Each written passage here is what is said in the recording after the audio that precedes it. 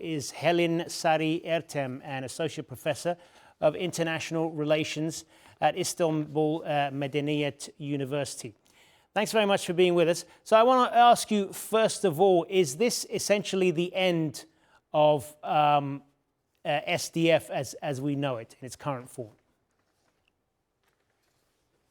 I guess we can speak in this way. So it is a kind of an end of SDF. So it was and it is still a very important turning point, because we are witnessing the end of the support of the US government, especially for SDF, which has been very important since the very beginning, because we are talking about a local organization, and this local organization had its own targets, ambitions for the region as well as for Syria.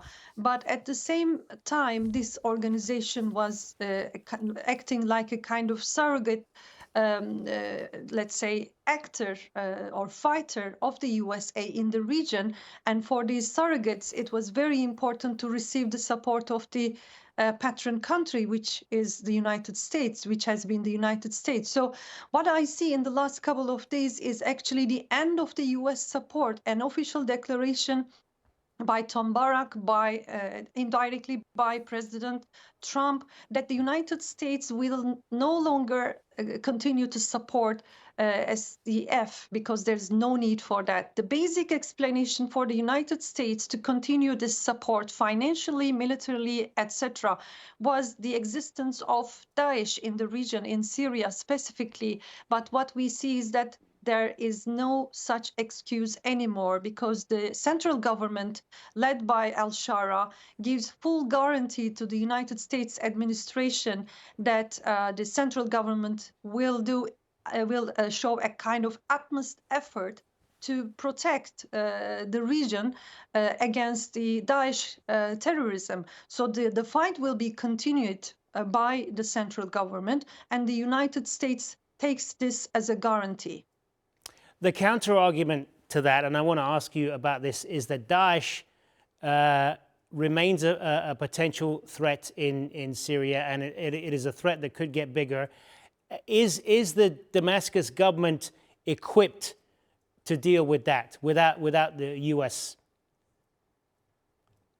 Well, I think the US support and the regional countries such as Turkey's support will continue to help the central government led by al-Sharaa to continue the fight against Daesh. Of course, we are not talking about an end of Daesh. Daesh will be there, somehow maybe minimized, but the threat is there. Of course, I agree with you, but this also doesn't mean that we should exaggerate this threat.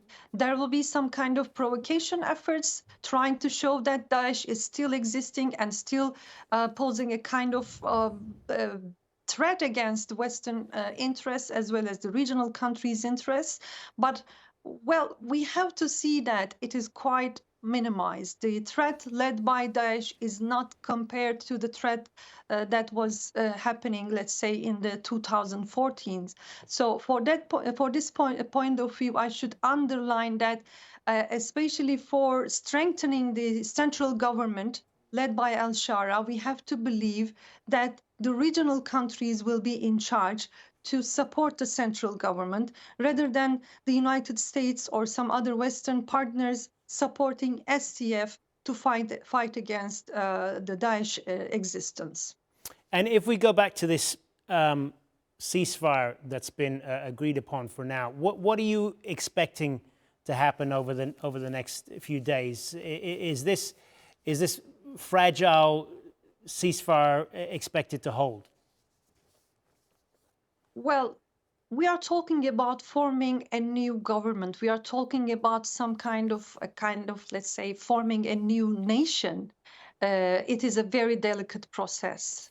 So all partners, all actors, especially the central government, should be very careful about how to rule this situation, how to continue with this process. So I believe that, yes, it is a very fragile moment that we are going through, but at the same time, there is a big chance for all the regional partners as well as the Western countries to give support to the central government to strengthen the unity and territorial integrity of the new Syria, let's say. We have to believe in that. Other than this scenario, there will be lots of other organizations coming from the past. They will have their own agendas. They will continue pursue their own agendas and interests, let's say. But this doesn't mean a unified Syria. If we are aiming for a unified Syria, the only option is to strengthen the central government. And as far as I could see, the central government is giving full guarantee to the groups like Kurds in Syria that there will be a better Syria, a better future for them, in which they will have their identity rights, let's say. They will have their constitutional guarantees for the future of new Syria, which is a very important point. So we have to believe in that, and we have to support the central government to establish a new, unified and strong Syria. Good to get your perspective. Helin, Sari, Ertem joining us there from Istanbul. Thank you. My pleasure.